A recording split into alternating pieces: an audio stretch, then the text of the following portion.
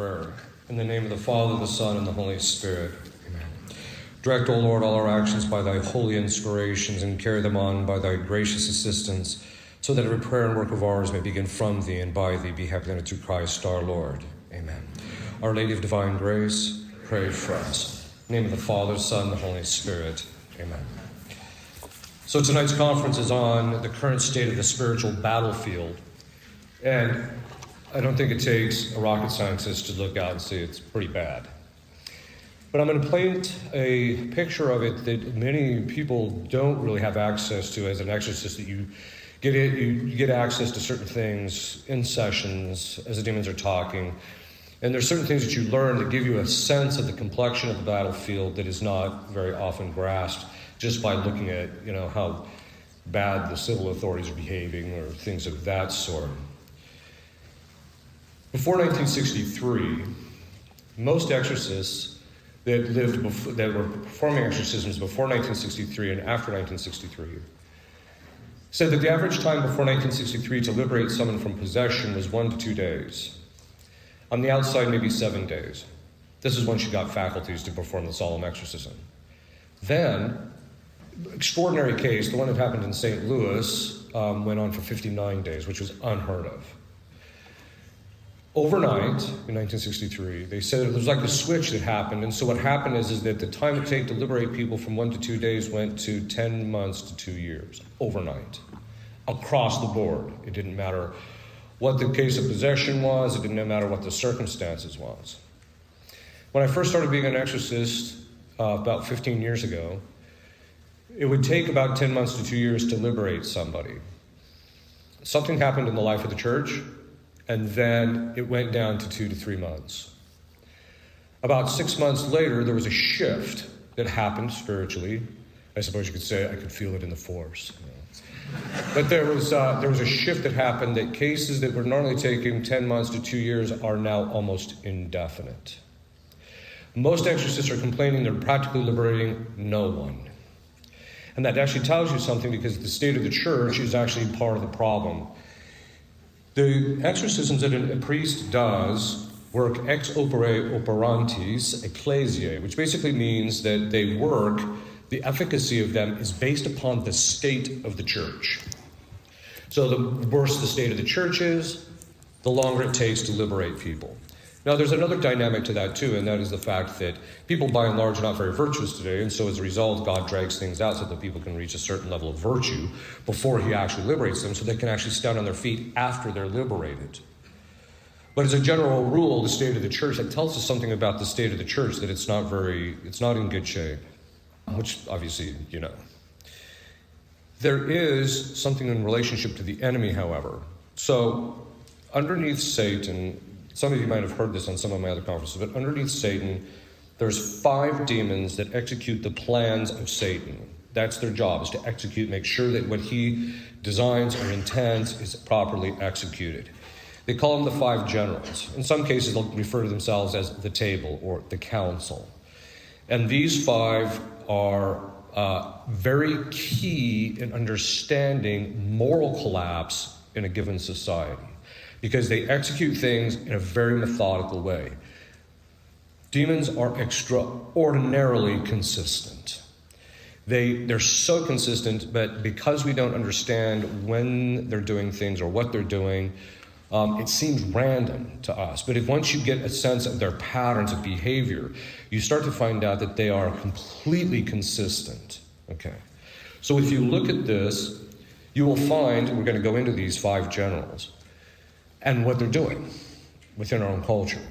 But these 5 generals act in a very specific way. They act very consistently. And once you begin to see what they do, you can begin to realize, okay, this is their behavior, and this is what the battlefield looks like. So many nations follow this path to moral degradation. We see it across the board. The existence of this council is not certain. The demons talk about it, but they're liars, so you never can be absolutely certain. But exorcists commonly experience it. Of those who actually do have that experience of the exorcist, they tend to be very consistent in saying, yes, these seems to be the 5 that are there. So the 5 generals on the side of Satan, on that side of the battlefield. The first is Baal. He's the demon of impurity. Now, ultimately, the demon of impurity is Beelzebub, which is another name for Satan. But Baal is the one that's he's basically immediately under Satan. And Baal does something very specific. His job is to corrupt the morals within a culture by pushing impurity. So this is essentially what he does. So the first thing that you'll see in many countries that begins the process of the moral decay is a collapse in the morals in relationship to the 6th and 9th commandments. If you look at it in our country, fornication was originally illegal in most states. They actually had fornication laws, that if you got caught committing fornication, you could be punished for it. But many of them obviously don't enforce it, and now states have either have or are currently striking them down. They're getting rid of them, actually. Fornication, St. Paul says in his first letter to Corinthians, is an indication that you will not enter into the kingdom of heaven if you do it. Fornicators don't enter the kingdom of heaven, which means it's morally sinful, which means it gravely offends God. Over the past 5 decades, cohabitation among couples has increased by almost 900%, while others say it has increased by 19-fold. In 1960, they estimate that there were 430,000 couples cohabitating. In 2015, there were 8.3 million couples cohabitating. One survey among the Protestants indicated that 76% of Protestants said that cohabitation is acceptable. So in other words, they had stopped following Scripture. Imagine that for a Protestant. I mean, that's just the nullification of your whole identity. They're not even following Scripture. Okay. Which they don't do anyway, but we all know that. But the point being is that it's one of those things that they're not even following a very obvious situation here. They said that cohabitation is acceptable. Catholics aren't any better. 74% say it's acceptable. 74% say it's acceptable for couples to live together before they're married. The principal end of the demon Baal is to drive the destruction of marriage by the collapse of sexual morals. He has succeeded in our culture. The free love movement in the 1960s by the hippies was the first beginning of that collapse within our country. Once that began, there's a cascade of events that happens, because once Baal gets in and he's driving this stuff, then we actually know that the collapse is coming if we don't get a handle on this. The next demon after him then, and it's all actually based upon a certain logic. So once you divorce conjugal relations from their end of having children, and we divorce it from marriage, then anything goes, ultimately. And so the next demon is Asmodeus, or some people pronounce it, depending on what part of the country from, Asmodeus. And he is the demon of homosexuality in men. Now, he also does drive impurity, but he's the demon of homosexuality in men. Once a culture ceases believing in the inseparability of the unity of the procreative elements, which Paul VI talked about, then sex degenerates into purely a question about pleasure. That's what happens. And so it becomes divorced from its proper finality, and any rational governance is lost. And therefore, homosexuality arises. When I was in college at the University of San Francisco, one of the professors said that if you actually look at the history of cultures, the time when a culture succumbs to contraception, there is a direct, concomitant, and proportionate rise in homosexuality. This indicates to us that this demon of homosexuality in men is a sign that this is the normal progression. In the United States, it took a slightly different path. We'll see that in a minute. But when the culture first gives in to impurity, then the next thing that's going to rise is homosexuality. Then the next demon after him is Leviathan. Now, Leviathan is the demon of homosexuality in women, of the masculine sort, right? These are the women who are, quote, heavy on the heels, unquote. All right. So these are they're the butchy haircuts and all that type of thing. This is the demon that drives people to seek empowerment, specifically women who are homosexual. There's actually 2 demons of homosexuality in women, so this is the first. One movement which is becoming of note in the public media, was started by 3 lesbian women. I'm sure you know who it is. I'm not going to say it because I'm going to try and post this, and it'll get taken down if I mention which movement it is, but it was actually started by 3 lesbian women, of which one of them was actually involved in the occult overtly. Exorcists are noticing a connection between those who are deeply entrenched in the homosexual culture and the occult, and those two coupled with the adoption of Marxist communist principles, because they both tend towards chaos, right? The next is the demon of homosexuality in women named Lilith. Now, Lilith is a demon of homosexuality in women of the passive, of the seductive kind. When you meet them, they look like a normal woman, and they tend to act generally like a normal woman. But we are seeing a rise of this in connection with bisexuality. That's becoming the big thing that's starting to occur more frequently. In 2015, in the Supreme Court, Obergefell and Hodges, if I mispronounced that, the lawyers can correct me, our nation was delivered into the hands of Satan's general Asmodeus. This is what happened. They delivered our country by allowing homosexual marriage, they delivered our country into the hands of that general, of Asmodeus, Leviathan, and Lilith. The last of the 5 generals is Baphomet. And he is the demon of child sacrifice. So if you look at it in the United States, we didn't follow this normal path, although many countries actually do follow this normal path, if you look at it historically. But this in this particular case, we actually skipped. We went from Baal to Baphomet. He's the demon of child sacrifices. And we've seen this, the statues are going up all around the country of this guy. Obviously, in the United States, there's 60 million abortions. Worldwide, by abortion, in the last 30 years, we have wiped out 1 billion people or more. This is where we're at. The book Demonic Abortion lays out a pretty good argument that abortion has become a form of diabolic sacrifice. In fact, one of the things that exorcists are starting to catch wind of is the fact that the Satanists are going into the medical profession to become abortionists, because then they can basically be killing children. Then we have post-birth abortion. Nobody wants to call it infanticide, right? Because they want to say, it's post-birth abortion. Because if it's infanticide, then basically we are not any different from the Mayans or any of these other people that were killing their children. One of the signs that abortion is diabolically driven is how entrenched it has become. It's so hard to root it out, and how externally difficult it has become in combating it. And people are very visceral about it. You just mentioned that, abortion is immoral, it's a killing of somebody, and the vitriol that you get back from people is astounding. But if you look at what our court system has done in allowing abortion, allowing gay marriage, and striking down the fornication laws, the court system in this country in the last 35 years to 40 years has delivered our country into the hands of the 5 generals that execute Satan's plans. That's what that means. What about the civil authorities?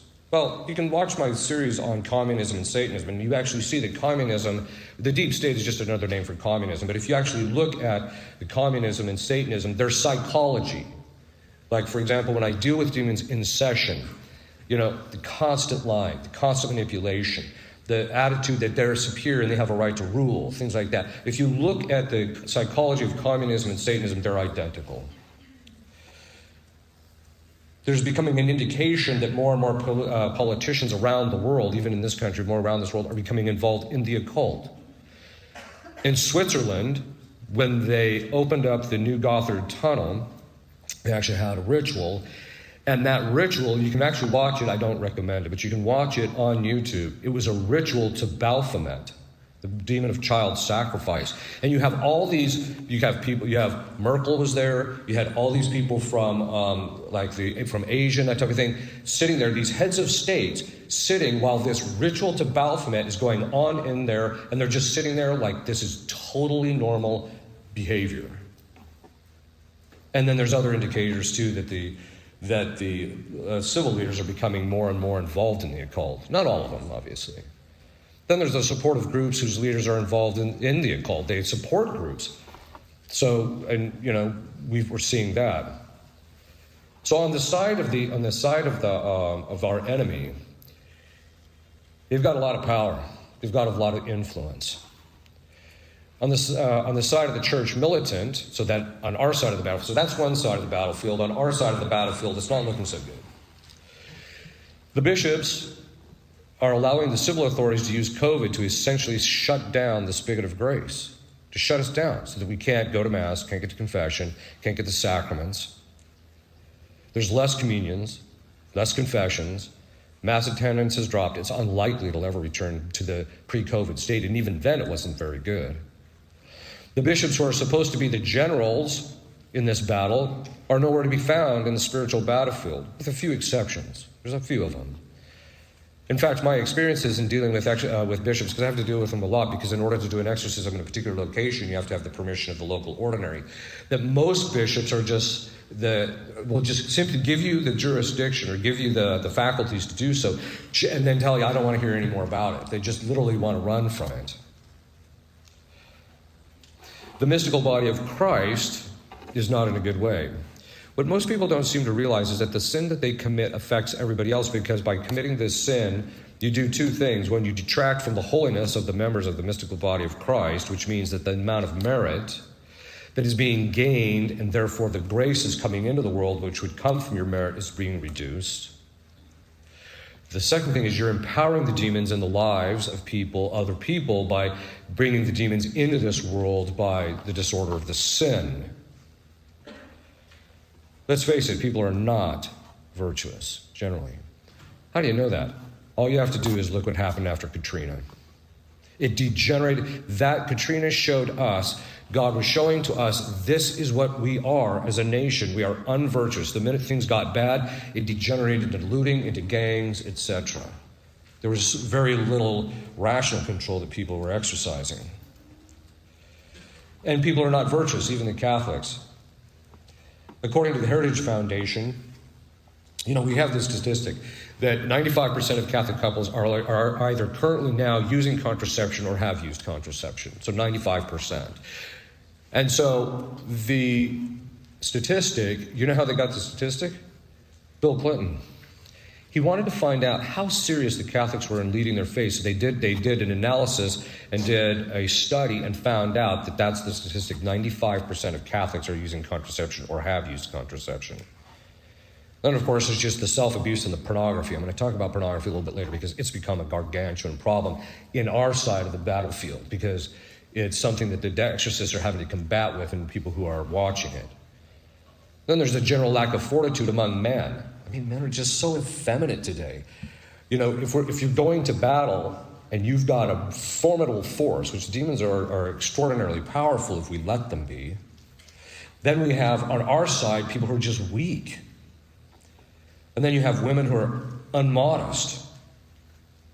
Then there's, of course, the problem of usurpation within the family among women and among the society and among the culture.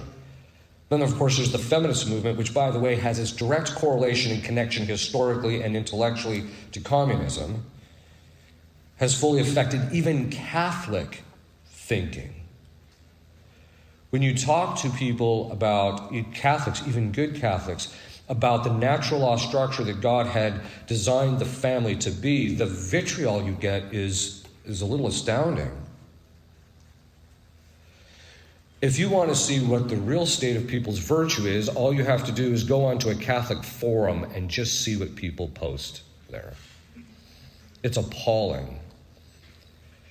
The church militant is nowhere where it needs to be to fight the spiritual battle, let alone in place to undergo persecution. We're in trouble. The state of the church is beyond human correction, in my estimation. If there is persecution, it will reduce the numbers of Catholics to very few. That's just going to happen to the very few who are very faithful. So what are exorcists seeing on the battlefield as a result of this, what we're seeing? The first, in relationship to possession, it's not much of an increase. The number of people that are possessed is fairly low. The last time I kept a statistic on the number of people that were possessed that came to see us was in 2015. So I saw 600 people in 2015. Out of that, 600 only 3 were possessed. So it's about, it's usually about 0.5 or 1.5%. And I think that the 0.5% of population is generally true out there, but it's increasing because of what people are getting involved in. But so possession is pretty much the same, but the possession to get people liberated is becoming more and more and more difficult, even when on the side of the people who are possessed, they're doing everything they possibly can in order to get this thing out, and yet it's just the demons are so empowered because of the state of the world. Then there's diabolic obsession. That's where the demons attack the person psychologically. We are seeing a drastic increase. My own estimation is that among the adult population, that it's about 20 to 25% of the adult population are diabolically obsessed. And I'm not alone in that statistic. Other exorcists say the same thing. It was interesting because about the first time I got asked about that, 3 weeks later, a study came out and found out that among college students between the ages of 18 and 22, about 20 to 25% of them had already seen a psychologist or were seeing a psychologist, which tells you, by the way, I'm not implying that all psychological stuff is diabolic. What I'm saying is that gives us an indicator that there's a correspondence or a correlation. We're also seeing a drastic increase with obsession in relationship to pornography. What people don't seem to realize is that what happened is that the Satanists taught the people in Hollywood, and then they also taught the people in the music industry. And then they also taught the people that were producing pornography that if you curse the master copy from which the movie or the music or the pornography comes from, that curse trickles down to all of the copies. So if somebody comes in contact with it and listens to it, it actually boosts the addictiveness effect of that particular thing.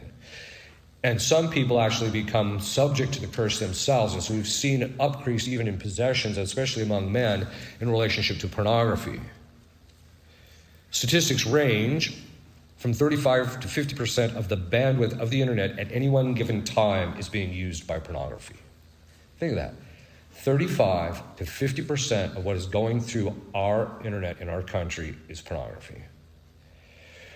Pornographic websites, there's 4.2 million of them. It's 12% of the total websites on the internet. Daily pornographic emails is now 2.5 billion, or 8% of the emails. Internet users who view pornography is 42.7%. The daily Nutella child pornography requests, this is the number of people that are looking for child pornography every day, is 116,000 every day. The average age of the first internet use exposure to pornography is 11 years old. 15 to 17-year-olds on average that have been exposed to hardcore pornography is 80%. 18 to 16-year-olds having viewed porn online is 90%. And interestingly enough, during the study, they found out most of it was being done while they're doing their homework. Lack of virtue makes it hard for people to fight diabolic obsession. The amount of mortal sin is just off the charts. We're just extraordinarily weak. We're offending God, and we're doing a lot of things that have really made things pretty bad.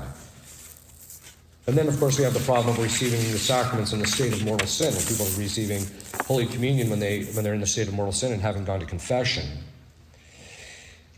Another thing that exorcists are seeing is in relationship to oppression. So oppression, we've seen a drastic rise in relationship to oppression. Some of it's connected to the pornography issue, but some of it is actually connected to the fact that there's a drastic increase in witchcraft and Satanism that's affecting people. Now, there's 3 tiers of witches and Satanists. There's 3 tiers. They tend not to like to do too much with each other, at least in my experience, although once in a while they'll kind of do stuff together, but they tend to kind of keep their distance from each other. But each one has there's 3 levels. In relationship to the witches, there's just the people who dabble in witchcraft. And those people, by and large, don't get too much influenced by diabolic influence in an extraordinary way. Then there's the middle tier. I call them the hacks. These are the people who are engaged in witchcraft, who are trying to do stuff. They're trying to research it. They're trying to get stuff, become proficient in it because it's a form of empowerment. Okay. But these are the hacks. These are the people who will actually, you'll see them online. We will cast a spell for $45. Just sign right up and we'll give you, we'll get you that boyfriend through this spell, right? There's actually a ritual called an exorcism for he who has become subject to a spell by a love potion. I actually had to use it once. So then the third tier, and this is true even of the Satanists. So the Satanists, like I'm sure you remember that guy that was in Oklahoma City who had stolen the host, or he says he stole the host. And by the way, I thought that the Bishop Coakley's approach to that was a stroke of genius. Just tell him, hey, that's our property. If you don't do this, we're going to sue you for theft. So he gave it back, right? Well, we hope he gave it back. But it was so funny because you can tell the guy's a total hack. He gets up there and he's holding, it's just a piece of bread. Why does everybody make such a fuss, a piece of bread? Whoa, time out. You're the guy that's making the fuss about it. You won't give it up. You're holding on to it. You're telling everybody you're going to do this with it. So really, you're the one that's making the fuss about the thing. But he was a total hack because true Satanists and witches, you don't even know who they are. They can be the person sitting next to you in church. They can be the judge or the policeman or the fire department guy. They can just be anybody that has an upstanding position because Satanists know that if they are caught for their activities, they're capital crimes for what they're doing. And so it's so hidden, you can't even find out who they are. The witches that are at that third level, the highest level, that aren't the hacks, are the same way.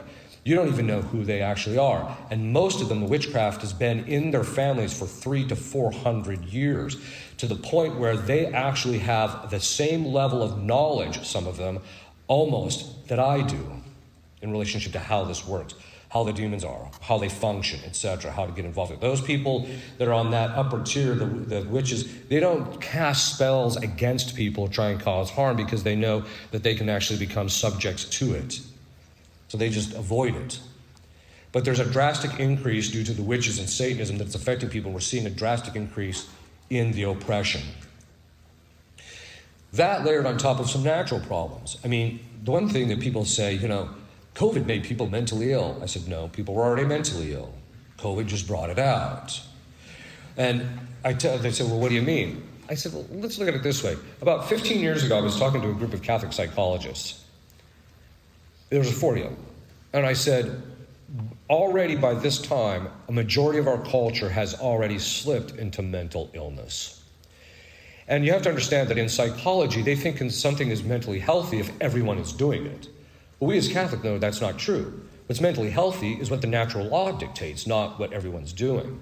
And I made the observation, I said, look, 50 years ago, or if a guy stood on the street corner and said, I think two dudes should get married, they would have hauled that guy off to a rubber room. But now, 56% of the people in this country think it's perfectly fine. It's a sign that we have become completely disconnected from reality. Okay. So that being said, the amount of mental illness is also creating a problem, because then what happens is that it becomes harder to actually do the good, etc. COVID just brought the thing to the surface. That's all it did. Okay. That's the state of the battlefield. It's not good. However, there is a positive sign.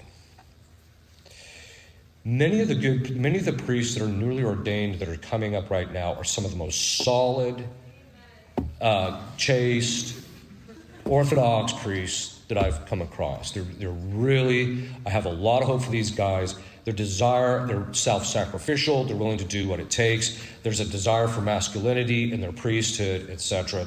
They're on the path to becoming real spiritual fathers, etc.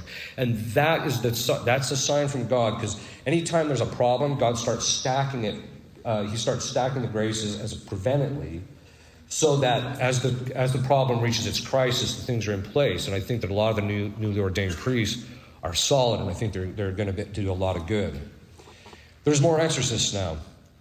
When I was first started being an exorcist 15 years ago, there were only 13 exorcists in the entire country, and out of that 13, only 5 really knew what they were doing. Now there's about 130, of which 20 to 25 know what they're doing. So it's better, right?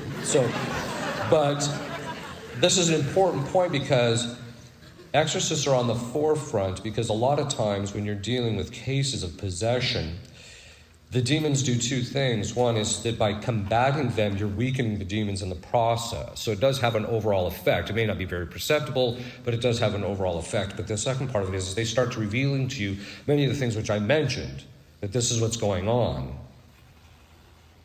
Then there is a tremendous amount of protection that is being given to people who are faithful.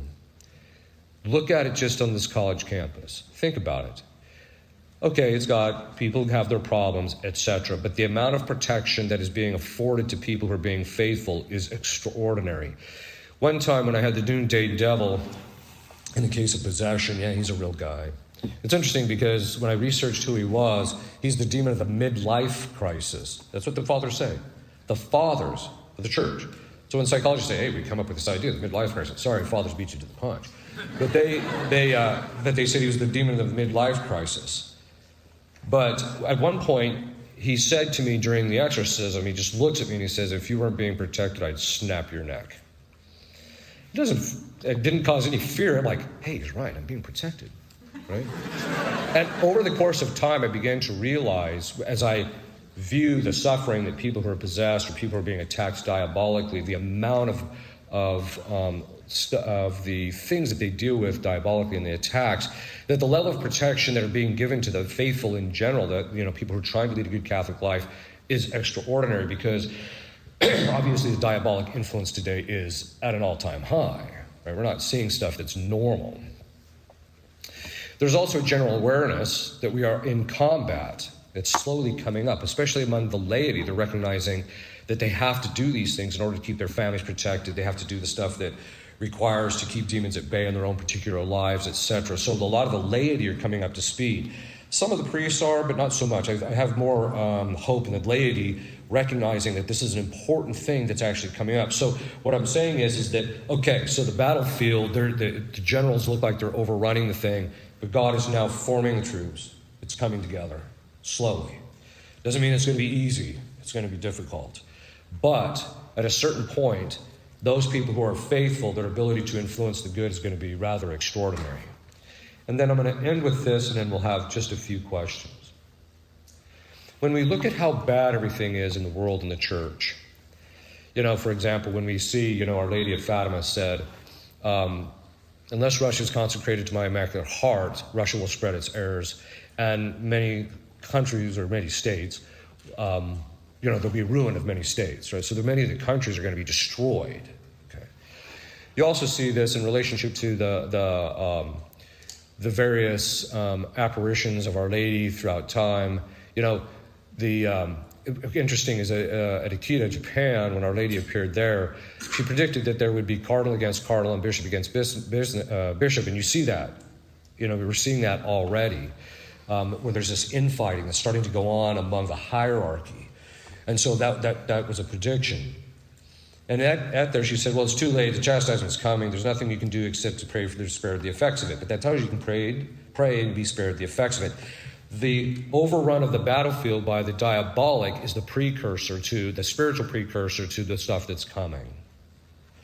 But the thing to keep in mind is that everything Our Lady has predicted in these apparitions has come true. And that also means that what will come true is the fact that eventually her Immaculate Heart, the Pope, will consecrate Russia to the Immaculate Heart, and as a result, the Immaculate Heart will triumph. We know that the Church will resurrect, almost because we know it's going to get to the point where it almost looks like the thing's extinguished, and then it's going to resurrect and have a new vitality and a new life. So that's coming. So even though we see this, the overrun of the diabolic and the fact that the battlefield is so brutal, we know that the light's at the end of the tunnel. Our job is just to be very persistent, very consistent, making sure that we're being very faithful to God, to the teachings of the Church, not allowing ourselves to fall into sin, always maintaining a habitual life of grace. And then as a result of that, we'll get through it. And that in the end, all of us here, I think, will eventually see the glory of the Church restored. And then the battlefield complexion will completely change. Because once Our Lady gets involved, the demons are nowhere to be found. She has perfect coercive power over demons, and every time she just shows up, they're out of there. So we know that that's coming. Okay. Any questions?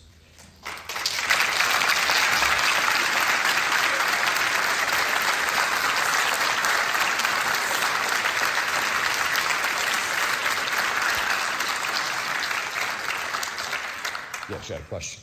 What's your perspective on the charismatic revival and everything that's going on in the church nowadays? Somebody asked me that question earlier. It's kind of complex.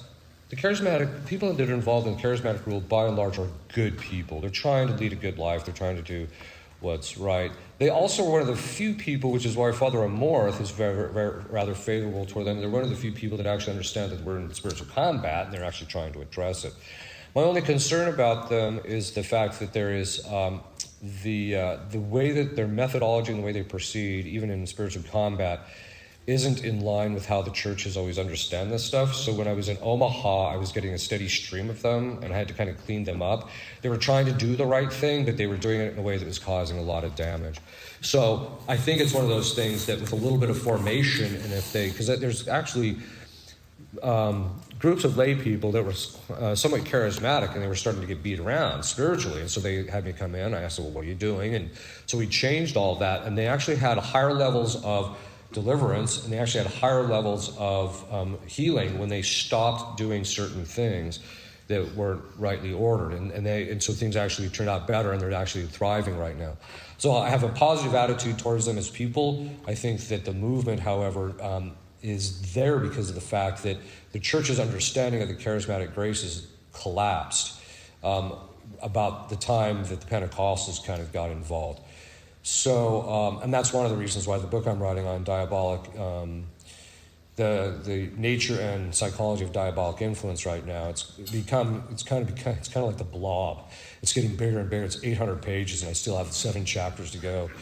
But the chapter on charismatic graces is about 65 pages, because people have to understand the fathers of the church had a very coherent and systematic way of understanding this. That understanding perdured all the way up until the spiritual theology collapsed about the time of Vatican II. Actually, it was collapsing even before. But and then as a result of that, when the Pentecostals showed up, the Protestants don't have a proper theology of the charismatic graces, and that's where the problem has arisen. So, okay. Yes? So how would you recommend regular people like us to help increase the state of virtue around us? I think there's so the question is how do people, normal people like yourself, help to increase virtue around us? I think the real issue is it's developing the virtue yourself, so you become an example. I think part of it is just educating people. People that, the real sad part about it is that people don't even know what virtue even is. Catholics don't even know what virtue is. I mean, if you ask the average Catholic, what is, this is one of my favorites. What's the virtue of eutrapelia? And they're like, I have no clue what that even is. Well, virtupelia is the virtue of right recreation. That's why I like it so much. All right. But the point is that, people don't even know what the basic virtues are. In fact, most people don't know there's 64 moral virtues. 64. They don't even know there's 64. And they're not developing. So coming to knowledge of them and developing them yourselves and then teaching, I really do think that the way going forward revolves around the family. It really revolves around good, holy people having lots of holy children, and because that is what's going to cause the spread, right? Eventually, because if they're leading good, holy lives, eventually they're going to have an impact.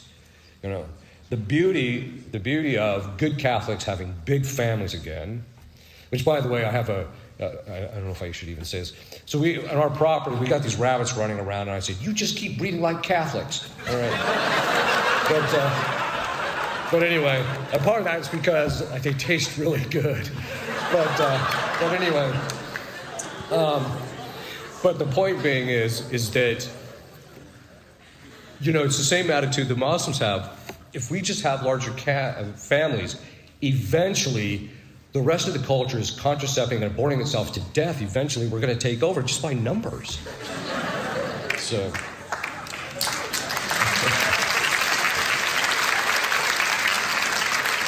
So it really boils down to leading a good holy life, having good holy families, I think is the way, because the basic building block of the society is not the individual, it's the family unit. And that's what has to be rebuilt. There's an obvious reason why Our Lady even predicted at Quito, Ecuador, this is back in the 1500s, this is before the term Freemasons was even coined. She said, back in the 1500s, she said, the Freemasons in the latter part of the 18th and 19th, or the 19th and 20th century will seek to destroy marriage. And they have. So this is, to rebuild that is what's going to rebuild the society. Yes? Do you think that a key factor in all this is individuals bettering their relationship with God the Father? Yeah, I do. Yeah. Do you want more? I feel like the degradation of the family in a lot of ways is because of the failure of individual men. Oh yeah, absolutely. You know, when I was in Italy in 1994 to 96 doing my doctorate, one of the things that I found interesting is that it was then that I learned that the real reason the feminist movement got off the ground in this country was because men weren't men. In two ways. One, men weren't treating women properly. So women are naturally going to rebel. But the other part of it was, too, is that when they started protesting and stuff, the men should have said, shut up and go home. Right? That's what should have happened. Because in the end, what the men would have been doing is protecting women from a life of misery.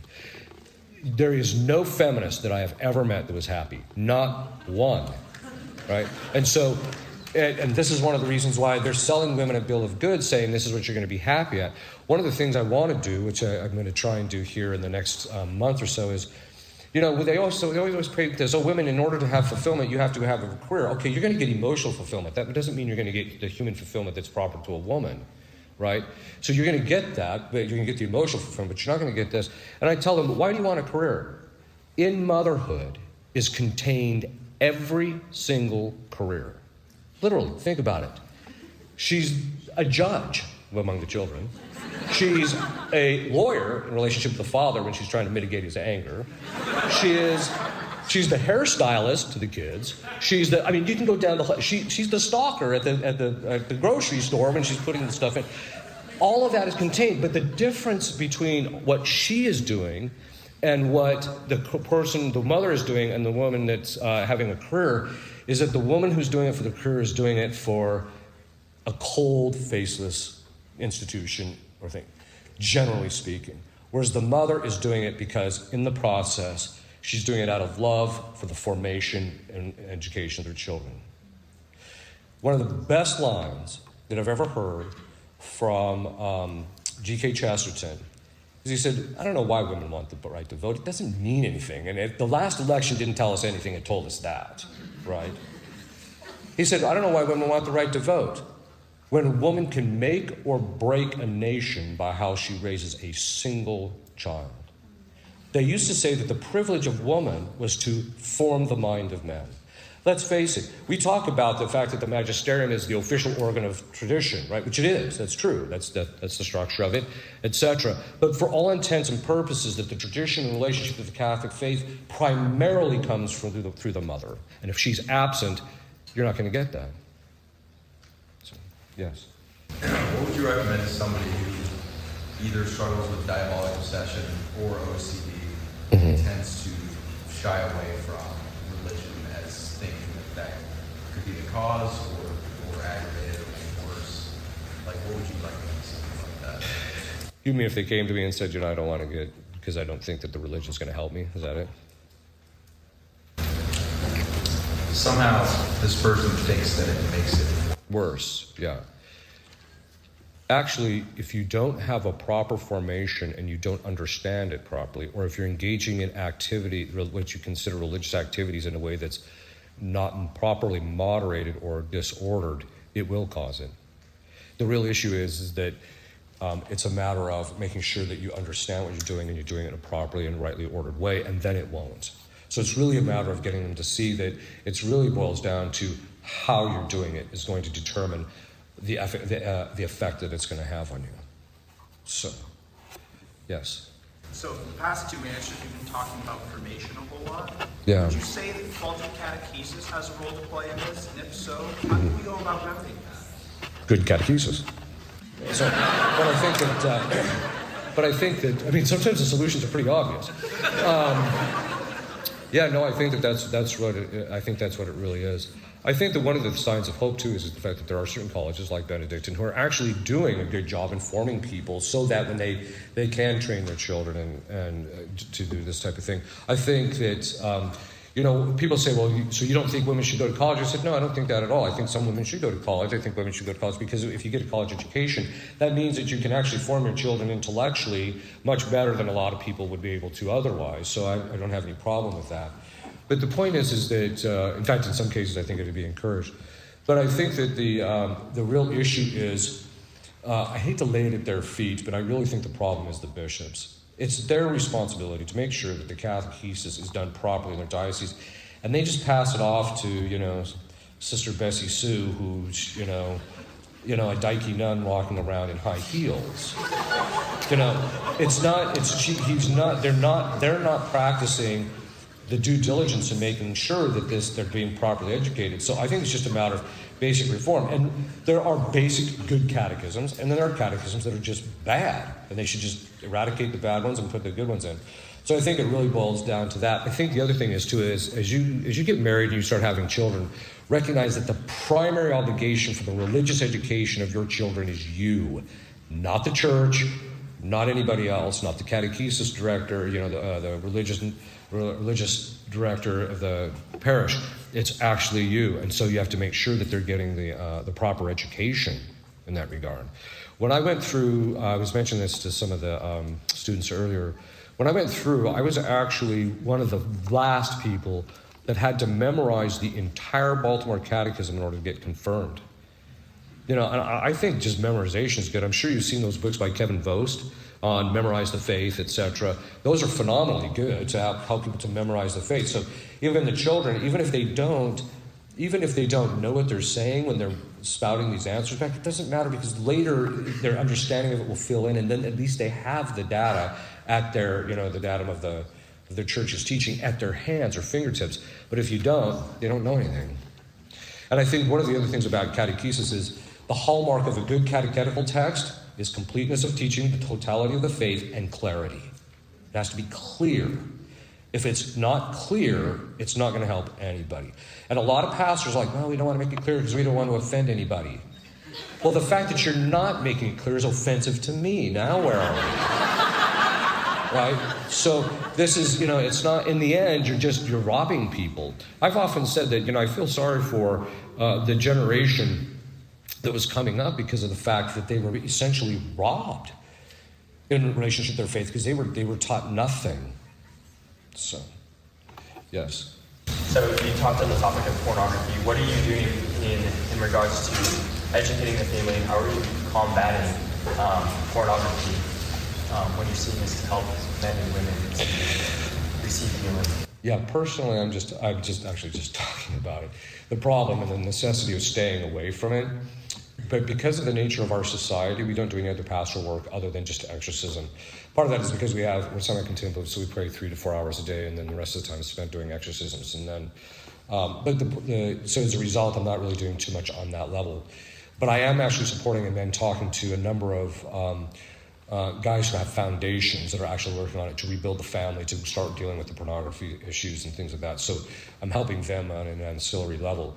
I think ultimately what it really boils down to is teaching people that technology is a good thing, but as Vogelin, the philosopher Vogelin said, he said technology is the type of thing that every time we use it, we get a certain pleasure out of it, so we have to do some kind of mortification whenever we use technology. And I think that really boils down to cutting down on, people have to start media fasting. They have to cut down on how much they are accessing the media. Just cut it down. And I'm not even talking just about pornography, because pornography is on the extreme end of this. They just have to start curtailing how much time and energy they're spending in relationship to this thing. And I think if they start doing that, that itself will start to build, because they'll already be building a certain amount of temperance in relationship to the technology. There's already going to be a temperance, so it'll be easier to combat the pornography. Yes.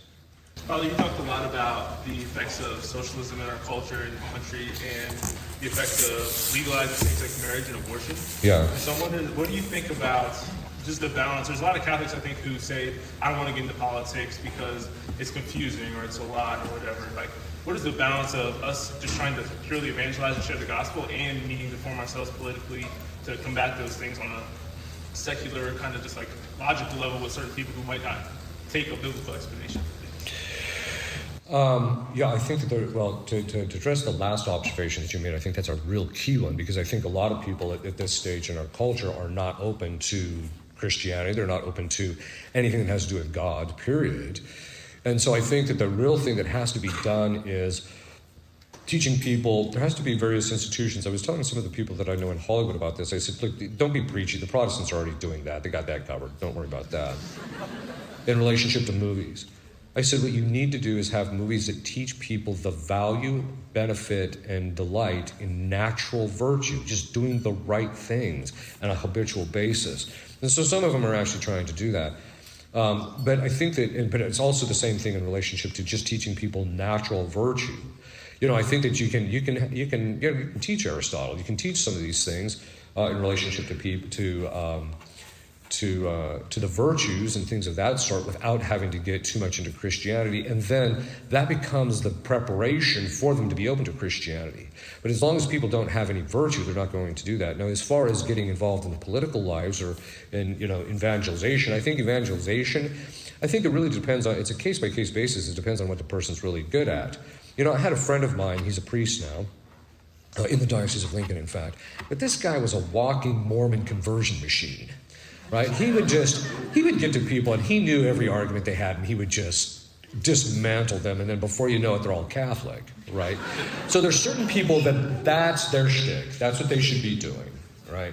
And then there's other people who really should be doing things like building a family, focusing on that. There's other people that should be working on going into politics. You know, I think that the tendency among us is to just abandon the whole political sphere and just say, it's so bad, there's no point in getting involved with it, etc. But I think that the last 4 years have shown us anything what the impact of a single man can actually make, right? For the better. And so it's important that people get involved. I do think right now, given and this is the political philosopher side of me speaking, we really need to be working more at the local levels, because that's where the real impact is going to be had. Because even if the federal government comes out with stuff, it's the local level where that's all going to be implemented, and that's where it can actually be changed and influenced, I think, the most for the benefit. And it's also easier to kind of segment out pockets where it's having an impact, rather than trying to do things on a global scale, which just gets diluted in all the political machinations and things of that sort. Sometimes people get involved in the local level and start, get on the school boards. Although I'm more of a fan of like Catholic education and homeschooling and things of that sort. But if you're going to, get on the various things, become the mayor, become these things, and do these sorts of things in order to have an influence so that you can actually block it. One of the areas that I've been trying to get guys to go into is in law enforcement, especially becoming sheriff. Because most people don't realize, according to the Constitution, if they come down with a law, it's up to him to determine whether he's going to implement it or not, how he's going to apply it. So he can literally just say, I'm not going to do that, right? And so they call it the thick red line. I don't know if you ever heard about it. It's about getting all these guys that are involved in that so that they recognize that we're not going to be complicit in what the government's doing. But the point is getting down at the basic lower levels of government, I think, and also in the various public institutions and helping in relationship to that. The other option is just become a multi-billionaire and just use your money to crush non-Catholicism. Right. Do you think there's a strong benefit with homeschooling as opposed to going into Catholic schooling for like children nowadays? I think it depends on the particular people, because some people just don't have the wherewithal to be able to do it. I think most people have more than they really realize. I also think that in the early, it's much better and it's much more akin to us to doing it when kindergarten through 8th grade. But I think after that there has to be some type of intermix. I'm a big fan of co-ops where There's some homeschooling that's done between the ages of 14 and 18, but there's co-ops where people come in and they have a professor who teaches a particular mathematics. I think that's the most effective thing that I've seen so far. So, yes. Yep. You had talked about having big families, and you also talked a little about curses and Freemasonry, so I kind of want to bring that together for a second. When you have a big family that are brought up in the faith, and almost everybody walks away from the faith. Right. Do you have anything to say about that? And then also, could you talk a little bit about Freemasonry in families and generational? Yeah, I'll answer the second question first and then go back to the first question. The Freemasonry, what most people don't realize is that, and you even talk to Freemasons like, we didn't do that. Actually, you did. And which is basically, each time they go up a level in Freemasonry, they basically agree to take on a curse or some type of evil upon them and their family if they don't fulfill that requirement of Freemasonry. And so that curse, we call it the Freemasonic curse, gets passed on from generation to generation. And you'll see it in various forms, like health issues, respiratory issues is a common one. You'll see it in forms of, and that doesn't mean everybody who has respiratory issues has got Freemasonry in their lineage. But it also comes in the form of, particular problems in relationship with the Six Commandments, high levels of homosexuality, infidelity, things like that. So that's what you tend to see from the Freemasonic curse. And so I tell people, if you have that in your lineage, you need to get it cleaned up. You really want to get it cleaned up. I tell people, look, when you get married, you're not just marrying her. You're not just marrying her family. You're marrying all the demons that are attached to her family. That's what you're marrying into. So you want to make sure she's got none when you're coming into this. And so a lot of the people that know me, and I've witnessed their marriage, the night before the wedding, will actually sit down and do all the deliverance stuff for both parties in relationship to any possible generational stuff, which I think is very beneficial. The first question, what was your first question again? About families where all children are raised in the faith. Oh yeah, and then they leave. Away as adults. This is either a breakdown of one of two things. Either the mother didn't convey the faith fully, or the father didn't confirm it. So if you look at what happened when Adam and Eve fell, the fathers of the church say that Eve actually violated a twofold order. When Adam was created, he was told, do not eat from the fruit. But God did not tell Eve when she was created, don't eat from the fruit of the tree in the middle of the garden. He told that to Adam, and Adam conveyed it to Eve. So when Eve ate the fruit, she not only stepped out from underneath the order of God, but out from underneath the order of her own husband.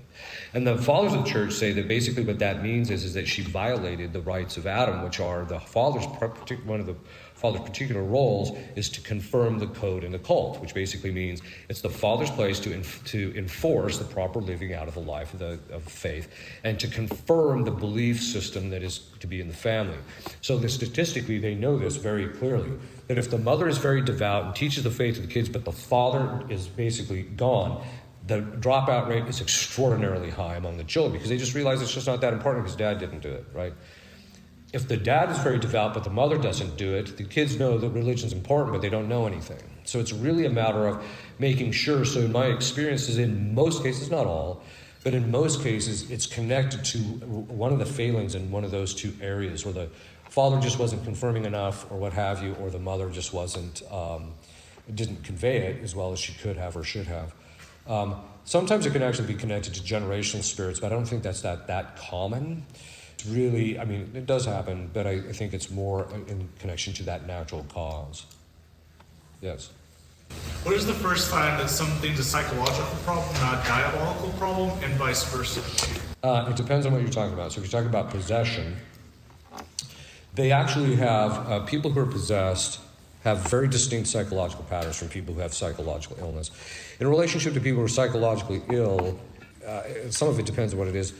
But generally speaking, psychological illness is a set of mental habits that the person has contracted. Now, there can be different causes that set the thing off to where they develop those habits, but it's very consistent. Whereas diabolic, let's just talk about obsession, we'll move to possession. So diabolic obsession is the person's mental difficulties will switch on and switch off with no external stimulus. There's nothing there. So you don't, and a lot of times you don't know where the causation from where this thing actually came from. Whereas when it's psychological, you can pretty much track it. Well, she was molested when she was young, and so since then she's having difficulties, etc. So there can be definite patterns where you can kind of follow it, but it's also much more consistent. But the primary way is praying over them. So if you pray over somebody who has diabolic obsession, they'll feel this lifting, a cessation of symptomology, and they seem like they've been delivered and that their problem is simply gone, right? And then it will set back in a little bit later, depending on how strong the obsession is. Whereas if it's psychological, you pray over people and it flatlines. There's no change. So that's an obsession. With possession, the way you're going to know it's psychological is the same thing. It's just going to flatline. Where if it's possession, over the course of time, so with obsession, it gets better. It looks like it gets better. But with possession, as you pray over the person, it looks like it's getting worse, significantly worse. And that's actually not the case. It's actually getting better because it's a sign that the demon is actually, he's feeling it now, right? And so that's why he's reacting more, and that's why he's driving more. So there's very distinctive patterns that you'll actually see. And so that's the primary way that you can do it. There's also little parts in relationship to different kinds of psychological illnesses that are very distinct. So like, for example, there are, like if you talk about dissociative identity disorder, which used to be called multiple personality disorder, that one, how you can diagnose that from, say, possession is very simple. It basically boils down to, first of all, there's been trauma in the past in relationship to DID. And then there's also indications of switching between identities. But in possession, and so if you pray over someone who has DID, you will get no compliance whatsoever. The person won't obey you, nothing will happen, the person just is reacting. Whereas if you have a possession, demons are always compliant, always. A lot of times you don't see it. Now sometimes it takes a little bit of work to get them to comply, but they'll always comply. And so when you have someone who has DID, if you start commanding them in Latin to do something, nothing will happen. Whereas if you have possession, stuff will happen. So there's ways of discerning these.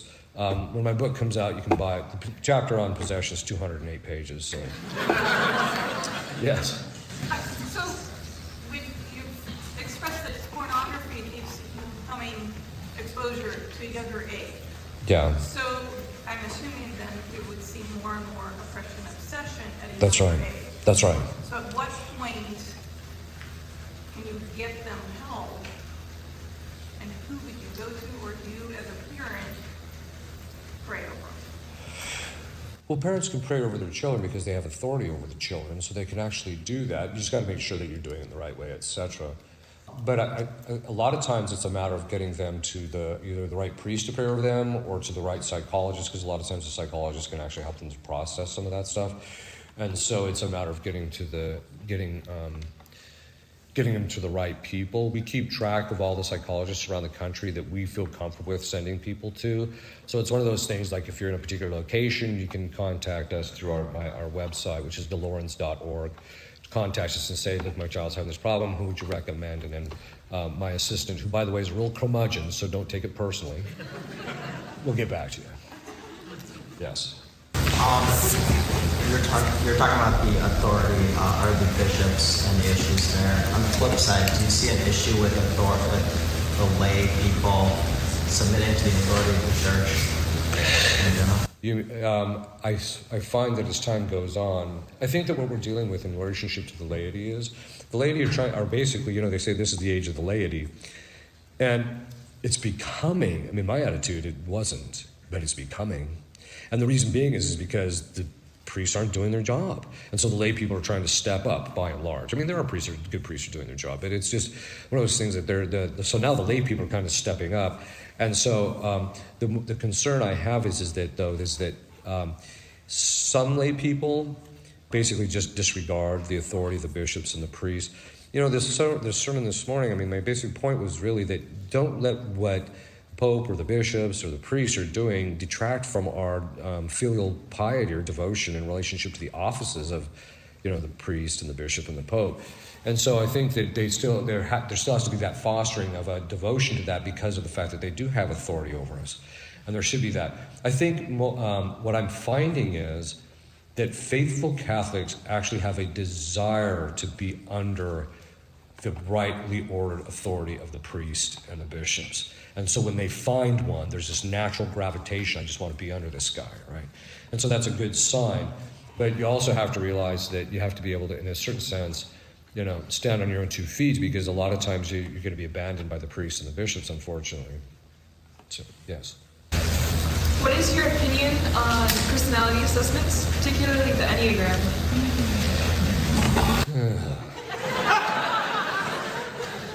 Well, there's such a gamut of those personality assessments. So some of them actually can be very helpful. What I find is, well, the Enneagram stuff I think is just, I tell people avoid it.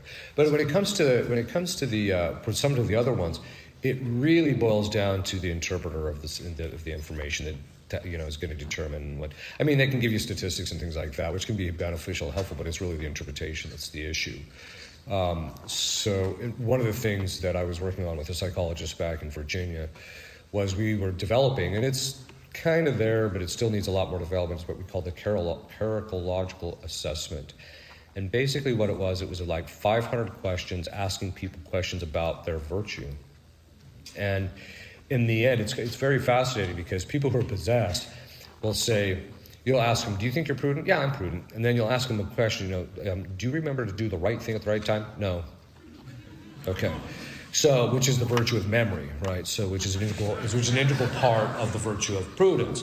So, obviously, you don't have prudence. But it's very interesting, because you could get a kind of complexion of that. And our main goal was to actually get it for seminaries, which it did have it was actually very beneficial. I think those things can be valuable, but it really depends on the one who interprets it. Yes. Father, what advice do you have for discernment? Well, I have a conference on discernment which you can actually listen to. I think that the 2 primary things to watch for are what we call objective grace and subjective grace. Objective grace is the externals. So that, if a number of people think, hey, I think you'd be a good priest, or I think you'd be, good religious, or whatever, that type of thing, then that can be an indicator. Because sometimes they can see stuff that you're not necessarily seeing, but that all has to be confirmed by what we call subjective grace. That is, if you have a vocation to the priesthood, or to the religious life, God will give you He will give you that grace, and that grace sets up an inclination to perform the activities that are proper to that vocation. And so that's what you have to spend the time discerning. And that takes a little bit of time. You need to get a spiritual director, or whatever the case is, but you need to get a spiritual director who can help you discern whether these desires are coming from yourself or whether they're actually a grace from God. And there's some criteria for that. So, but you can listen to that conference where I talk more extensively about those. Okay, then one last question. Yes. You mentioned that COVID has brought out a lot of spiritual errors and other insanities among the general public. Yeah. The most up and close and personal, in the literal most sense, is the use of face masks. What can you speak to the spiritual effects of face masks, and to what extent should Catholics be obedient to COVID madness, COVID policies, and when should they disobey?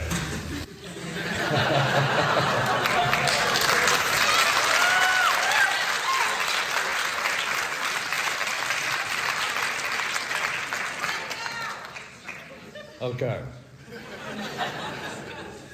The approach can never be emotional, it has to be completely principled in the approach.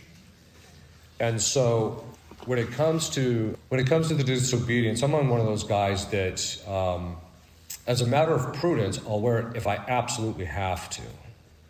If I don't, I don't. I don't wear it. And I think that's the first step, is just don't wear it if you don't have to, right? I think the other side of it is that the government has overstepped its bounds. At this stage, when COVID is obviously on the downside of it, and quite frankly, they never should have imposed the thing to begin with.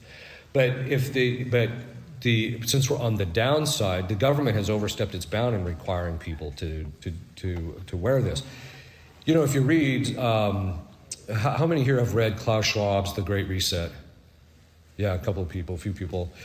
He lays the whole thing out. They're just using this in order to manipulate society, to control it, and to reorganize the financial structure and economies of the world. That's what their real goal is in relationship to this thing. But I think that that being the case, they've overstepped their bounds. And in one sense, you're not bound in obedience to them, because they don't have a right to tell you have to do it. However, don't be stupid, right? Because what good is it if you're in jail or if you're, if there's problem and if the civil authorities are going to basically enforce something, sometimes that you have to look at something, well, if it's not sinful, then there's going to be a certain level of compliance, and we just to make sure that we can continue doing what we're capable of doing. But at the same time, we need to be working against that. Right? We need to be stating the things that stating and working and doing the educating, etc. of people to get out from underneath this. What are the spiritual impacts? When COVID first hit and they put the mask thing on, I talked to a psychologist about this because she's a good friend of mine, and I said, and she's really good on relational psychology. How different kinds of the psychology in relationships, right? So I was talking to her about it, and I said, it seems to me that what's happening is that the mask is a sign of psychological separation. They're trying to psychologically separate people from each other. And the reason they're doing that is because the deep state, this whole thing, the Great Reset, is just another name for communism. The communists, the first thing they do to control a population is psychologically isolate them from each other. And that's what they're doing. And so the other side of it is something that I mentioned in my series on communism and Satanism, is that one of the things that communists do, because Satan or the demons do this as well, but the communists, one of the first things that they actually do is try and give constant reminders of who's in the driver's seat and who's in authority. So this is why you go into virtually any public area. You go into coming here, going through the airport in Denver.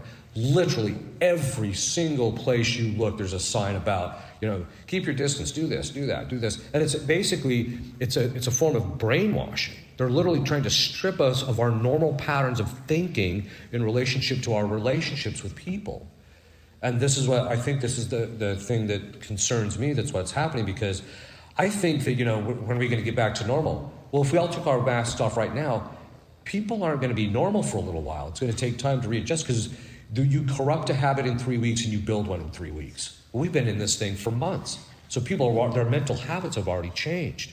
And so it's going to take time to get that back together.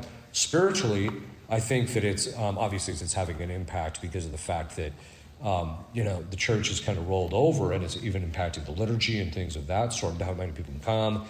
You have to social distance. Of course, my name for it is socialist distancing. It's just one of those things that, I came up with that right off the bat, and then I said, obviously it was a common idea because everyone else started saying it too. But I think the thing is that it's, my concern is that COVID was not a sufficient reason to go into a lockdown. The fact of the matter is that, is this a pandemic? Well, yes and no. Yes, in the sense that it's everywhere, right? It gets spread. But it's not a pandemic in the sense that we're stacking bodies in the streets, and that's my real concern, is the fact that if we get to the point where we're stacking bodies in the streets, what are people going to be like if they're this nutty with COVID, right? So, but my point is that spiritually, I think that this is having a deleterious effect, because the people who are faithful, I think in some senses, are actually getting their spiritual lives a little bit more in line, but a vast majority of the people are just not. And I think it's having a deleterious effect psychologically, spiritually, health-wise too. There's all sorts of stuff on that level. But I think that's the real problem. So, okay, I'll give you a blessing. We'll wrap up.